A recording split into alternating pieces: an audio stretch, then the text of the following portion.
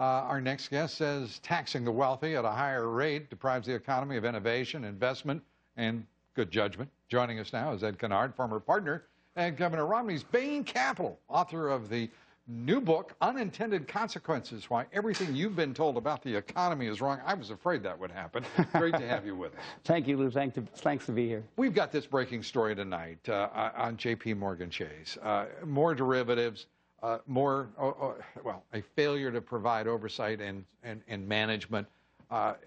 Your thoughts? I mean, are you worried that we could see a repetition of what we've just gone through at some point? Well, I do make some recommendations in the book that I think would have been helpful to tonight's situation. I'd say Jamie Dimon is reading your book as we speak, probably. Maybe not, but he was a classmate of mine in business school, by the way.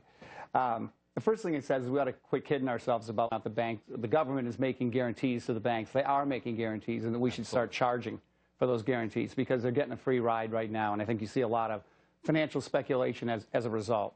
Sure. The second thing we need to do is increase visibility into the risks they're taking, because if we're going to make the guarantees, and we are making the guarantees, we got to know what they're doing. Let me just share an example with everybody. When we're talking about the trading desk and we're talking about credit swaps, in this instance, most likely, but it's not yet confirmed out of their London trading, London and Treasury office trading, these losses at J.P. Morgan Chase.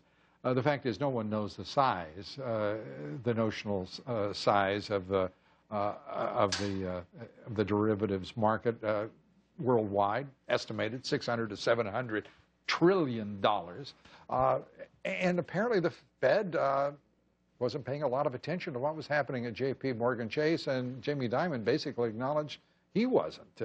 That's the kind of thing you're talking about. Well, I'd say be careful about the notional values, because every time they have compressed those values and looked at offsetting trades, it's been substantially smaller. The real outstanding risk is 5 to 10% of the notional values. They're still large, to be sure. But banks, let's be clear, are in the business of taking credit default risk. So well, I don't want to get off on notional values here in the derivatives. I would only say to you that anyone who thinks that netting removes risk, I think is being adventurously optimistic.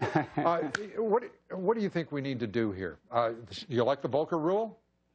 I think the Volcker rule is very difficult to enforce, because I don't think you want banks to be on one side of the trade, which is only the long side of the trade in this day and age. They need to be on both sides of the trade, long and short, or you will get a lot of distortion in the credit markets that I think is very dangerous for the banking system. Even more than we've got right now? Well, there's a lot there, and there's going to be a lot there to be sure. Banking is a dangerous business, so it's a risky business. Should we bring these banks down to scale?